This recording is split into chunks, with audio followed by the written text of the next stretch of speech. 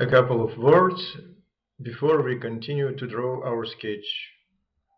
We use the line language to describe the objects in our sketch, accentuating their obvious properties. How I said, in this language, instead of words, we use something similar to hieroglyphs. And we are free to choose the most laconic way to describe our objects, not trying to be photographically precise. We give to the viewer a general idea of the objects in the image in a symbolic manner. So let's start from the mass of the distant boats.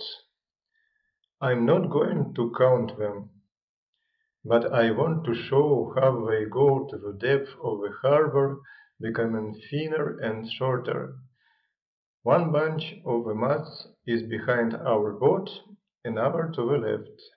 And I add a couple of diagonal lines to show ropes fixing the masts. Now I draw a few lines to show two rows of windows on the right building. And again I don't count them. And I do not draw each window. I just give a hint on them. It's time to draw all the boats in the harbor. It's very easy. I fill up all the space on the level of the deck saloon with short horizontal lines. And it works because our imagination, having a hint, easily makes up all the missing parts. The trees from the left I fill up with thin vertical lines. I not only give impression of stems growing upright, but it repeats direction of the masts, making this part of scenery more convincing. And now it's time to draw the water surface. I draw it with horizontal lines, making impression of the waves. Closer to the viewer, gaps between the waves are looking bigger, and they going smaller with the distance toward the line of horizon.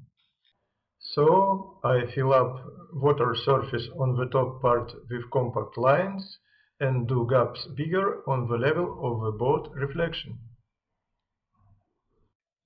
Reflection itself I let blank because it is white. To the bottom of the sketch, gaps between the wave lines are gradually increasing and lines are lighter. The boat itself now looks pale in comparison to the surrounding scenery. I draw lines of the boat stronger and add some details. And now it's time for final touch, which makes the picture highly vivid. I am going to add the reflections of the masts on the water. I begin with masts of our main boat.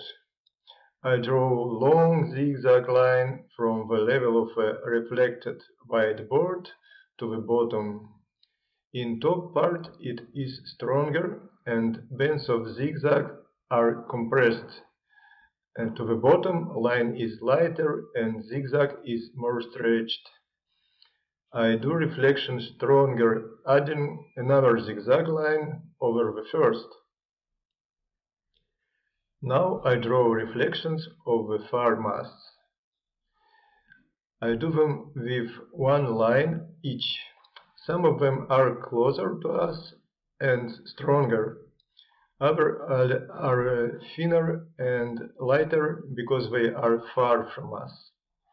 And again, in top parts, reflections are stronger and bands of zigzags are compressed. To the bottom they are lighter and zigzags are more stretched.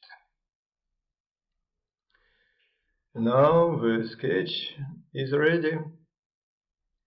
Let's compare it with real landscape.